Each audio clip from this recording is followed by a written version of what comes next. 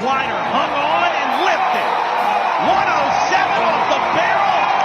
Trey Barrett has dipped his 450 feet. And the Golden Eagles take an early lead.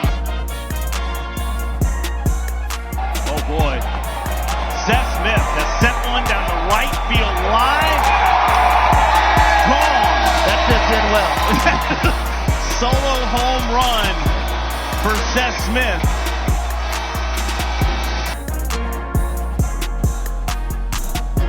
Hey, Golden Eagle fans, I'm Southern Miss Stadium announcer Jackson Walker, and you're listening to Nasty Bunch and Beyond. How's it going, y'all? Welcome in to another episode of Nasty Bunch and Beyond. I'm your host, Dalton Trigg. I'm also the publisher and managing editor for Southern Miss Golden Eagles on SI. And today's episode of Nasty Bunch and Beyond is brought to you by To The Top Collective. And it's also brought to you by To The Top Merch. If you go to tothetopmerch.myshopify.com and use our promo code NastyBunchPod, you can get 20% off your entire purchase on everything they got on their website. So they got some great stuff. I'm wearing one of their very nice baseball caps right now. And, I've got their stuff on pretty much every game I go to. So, again, if you want some great Southern Miss merch, go to tothetopmerch.myshopify.com and use our promo code NastyBunchPod to get 20% off. Okay, y'all. Look, I know that people don't want to put too much importance on midweek games. I get it. I know that weekend series have more importance in the long run and on the resumes and everything than these midweeks do. But with this being said, and I said it in my game recap on Southern Miss Golden Eagles on SI late last night, there are some instances where you have a game like we had at the Pete on Tuesday night that just mean more. Like, yeah, it's a midweek game, but how often do you get a top 10 matchup between two in-state schools, in-state rivals in Hattiesburg? I mean, I think the only other time that has ever happened in the school's history is when it was the Super Regionals a couple years ago when we played Tennessee. And that was the postseason. I can't recall another time it's happened during the regular season. So number 10, Southern Miss, number 4, Mississippi State, both teams coming into last night's game with just one loss. There was tons of hype going into it, and man, did it live up to the hype. I mean, it was back and forth. Ultimately, Golden Eagles end up getting a 7-6 win. They still haven't lost since opening day. They're 11-1 overall in the season, and they hand number 4 Mississippi State just their second loss of the year, which is a consecutive loss because they also lost to number 1 UCLA by 1 point in their tournament they played this past weekend. So it was a great atmosphere. The Pete was buzzing. Over 5,700 people in attendance. It's one of those things where, they sell the standing room only tickets, and, I bring my chair, my wife brings her chair. We all pack in as much as we can, but this was one of those games where you truly had only standing room only available for certain people. So it was packed and it was great. It was as good of a college baseball atmosphere as you'll ever see, especially for regular season baseball. It was outstanding. So the Eags got off to a great start. They wasted no time, jumping on the Bulldogs. Thanks to Trey Barrett, in the bottom of the first inning, he hit an absolute nuke to left center field. The official measurements on that home run, it was 450 feet, Like it went into the longleaf trace. It was unreal. Like I was at the game and I saw it disappear, and like I never saw it come down from where I was at in the 16-ounce lounge. But then, I was like, well, I'll go back and watch the replay on ESPN Plus. Great job by Jason Baker and the entire crew on there calling that. But, I went back and looked to see if I could see it come down from the TV angle, and I couldn't. It just it just disappeared into the darkness of the trees, back there past the wall. So that was awesome. It reminded me so much of a couple years ago when Alabama was playing at the Pete, and that was another thriller that I believe the final score of that one ended up being like 9-7. But Slade Wilkes hit a bomb, just like, I think it was around 450 feet on that one too. But that was the last time I can recall a ball getting hit that hard by one of our guys at the Pete. It was crazy. And, it's such an important thing to get off to a good start in a game like this. And, Dre Barrett, shout out to him. He did it. And, he told Southern Miss Golden Eagles on SI after the game, he said, to be honest, I blacked out from excitement. He said, I don't remember much of it. I'm just grateful I was blessed with that opportunity. So that was great. Got out to a 3-0 lead because of that homer. Then in the bottom of the second inning, pushed the lead to 4-0 on State because they had a fielding error. And Ben Higdon, who, shout out to him. At the time it felt big, but by the end of the game, like when you looked back at it, it's like, man, that could arguably be the play of the game, because Ben Higdon was at first base, and it was Joey Urban up to the plate. He hit a infield pop-up. So, you're thinking routine out. State's going to catch it. That's going to end the inning. That's all there is to it. Well, there was a fielding error. Their second baseman dropped the ball. Mississippi State's second baseman dropped the ball. Ben Higdon never stopped running. So he was booking it from the moment Joey hit that ball. He was booking it around second, went to third, all the way home. So that, because he gave that effort, even though it seemed like that should have been a routine out, because he kept running hard around the bases, he was able to score that run. And in a game that was decided by one run, you look back at that and it's like, man, that was something by Ben Higdon. So the senior, he had a big moment there, and it's just that's a testament to why you never give up on a play. Like you keep running hard, you keep fighting. And, sometimes things happen like that, and, it'll really go in your favor if you're doing what you're supposed to do. So shout out to Ben Higdon. That was an outstanding play there by him in the bottom of the second inning.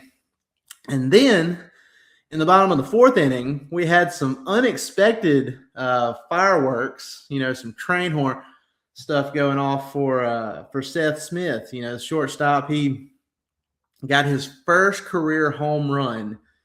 He launched one. It was about 370 feet, I believe, over the right field wall, like right there in the corner. And what's funny about that is I was sitting by my wife, and I was telling her, I was like, Seth has had some balls this year that have just kind of gone toward midfield and died out because it's to some of the deeper parts of the ballpark. And I kept telling her, I was like, if he can just bend one of these toward the corners, he's going to hit a homer, because he's gotten very close to hitting a few earlier this season. It just happened to be in some of the deepest parts of the park. So I was like, if he can just bend it towards these corners, he's going to hit it. And literally, not even 2 pitches later, he launches that one to right field. And my wife's just looking at me like, what is going on? So that was a cool moment in the game. Shout out to Seth Smith.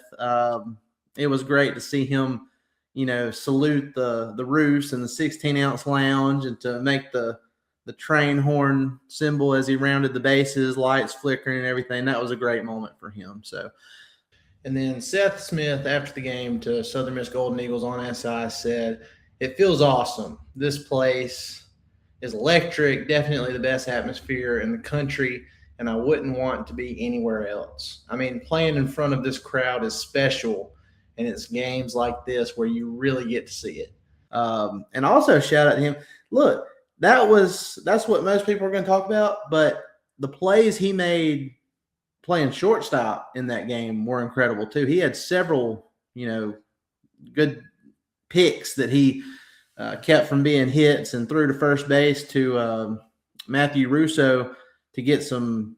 Well, they ended up being easy outs, but they were a lot harder than what it looked like. He made some great plays. I mean, given how, the shortstop stuff has been so far this year, that was some excellent stuff by Seth Smith last night. And it just goes to show you, like, this is kind of what we can expect going forward as he continues to get more comfortable in that role, because you went from having a guy like Ozzie Pratt for so many years who was a rock for you at that position. And, now it was always a matter of time until, one of these guys grew into that role. And I think we're starting to see that with Seth now. So shout out Seth Smith. That was a great overall performance from him in that game against Mississippi State. And then the pitching. It was one of those, look, these midweek games, I've noticed the trend with these midweek games this season where it's like Coach Oz is taking a committee approach. It seems to me that it doesn't matter like how good a guy starts out pitching or how he's pitching through one frame. He's always going to put somebody else in there. And I think part of that, and I mentioned this in my game recap from last night too, but I think part of that is to just keep your opponent off balance, to keep them guessing. Never let any of them get comfortable with whoever's on the mound, get used to whoever's on the mound. So that's part of it. I think the other part of it, though, is our pitching depth is just so great, so vast, that you got to find time to get some of these guys in the game, because they're too good not to be in the game.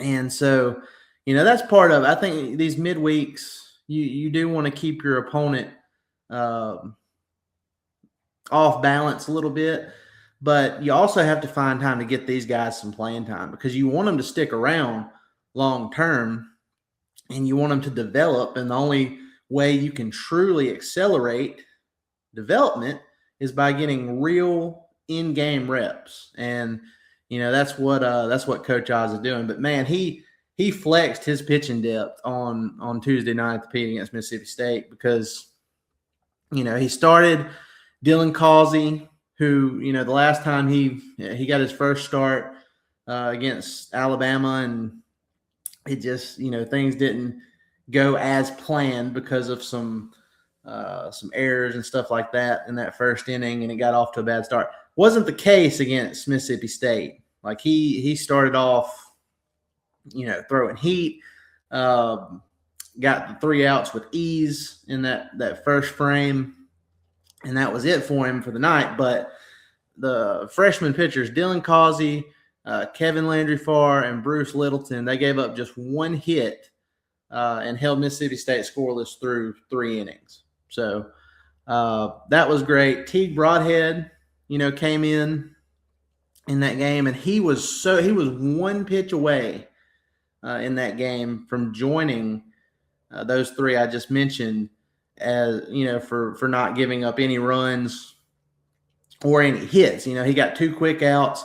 He was down to the last strike on the 3rd out, and what was a very controversial call by the umpire ended up walking Ace Reese, I believe it was, from Mississippi State, and then they ended up turning that misfortune for Southern Miss into their fortune and getting their first 3 runs of the night to make the lead, USM's lead was only 5-3 at that point. So a little bit of bad luck there for Teague Broadhead, but man, he should have never been in that position in the first place. He should have had a 1-2-3, strike out the third guy, clean fifth inning, I believe that was. Let's see here. Yeah, that's right. Yeah. In the top of the fifth inning is when that happened with Teague Broadhead. So, and look, I'm not just being a homer when I say that. The people who are in the press box that get to see the tracking on what strikes, what's balls, all that stuff, it was very clearly a strike on that. It was so clear to everybody else in the stadium that everybody on the field for Southern, the outfielders and everybody, started to go in. Like there was no way it should have been a ball, but it is what it is. That's baseball sometimes. And, college baseball hasn't gone over to what the major leagues has now, to where you can actually challenge some of those calls. We may end up seeing that sometime in the future. Who knows? But, yeah, it was just one of those things that it was tough. You had to battle through it, though. And, that's arguably, you could say that if that never happened in the fifth inning, this game wouldn't have ended up being near as close as what it was going down the stretch. But anyway, it happened. And then in the seventh inning, faced some adversity. The Eags did. Cross Sibley came in the game for Broadhead at the top of the sixth and got 3 straight outs pretty easily. They were all, ground ball outs. That was one of those innings where, like I said, Seth Smith, he had a great play. Kyle Morrison had a great play. So, he got out of the sixth easily. But in the top of the seventh, he ran into some trouble. Sibley did. Mississippi State was able to turn a couple hits and a hit by pitch into 3 more runs, which gave Mississippi State a 6-5 lead. So we're up 5-0, and then here comes Mississippi State storming back to take a 6-5 lead on a 6-0 run. And Josh Ock, he came into the game. He inherited a jam situation in the seventh, but he did get 2 big strikeouts in the eighth. Or no, 1 strikeout. He ended up with 2 strikeouts total, but he did get a big strikeout in the eighth to end that frame. And he ended up getting the win on the night. So Josh Ock is 3-0 officially on the year. Then the Golden Eagles, they come back and they're able to scratch across 2 more runs there toward the end off of wild pitches from Mississippi State pitcher Maddox Miller. They regain a 7-6 lead. And then in the top of the ninth, they bring in Camden Clark, the grand entrance, the lights flickering up and down. It's almost like a Morgan Wallen concert entrance, and, made his way to the mound. And he did walk 1 batter, but other than that, he got the other 3 outs. The final strikeout was Bulldog shortstop Ryder Woodson, and everybody at the Pete just celebrated. It was a great night for college baseball, a great night for, Mississippi sports in general. It was nice. It was nice to see a top 10 matchup live up to the hype and then some. And, how often do you see a team able to come back after they go up 5-0, they give up 6 straight runs? You think the momentum has shifted completely, and it had at the time, but then you end up in a situation where you get some people on base. The pitcher gets a little, rattled, throws the ball in the dirt a little bit. The catcher can't corral it. 2 times in a row, you have a guy on third base, ready to go home in case that happens. And the Eags take full advantage of that and get the win. So great night overall for Southern Miss. And like I said, Mississippi sports and college baseball in general, it was outstanding. And again, I know it's midweek baseball. I know that, things get looked at more through the lens of your weekend series when it comes, at comes time at the end of the year to determine where you're going to be at in your regional and all that kind of good stuff. But, I think this is one that's going to stick with everybody for a long time. And especially, when the new rankings come out this next week, assuming that, we handle business against Nichols tonight and then North Alabama over the weekend. So, guys, appreciate y'all coming in and listening to me briefly recap the game against Mississippi State. It was a great time. And we'll see if we can get that place bumping again for Nichols on Wednesday night. So y'all have a great one. We'll see you next time.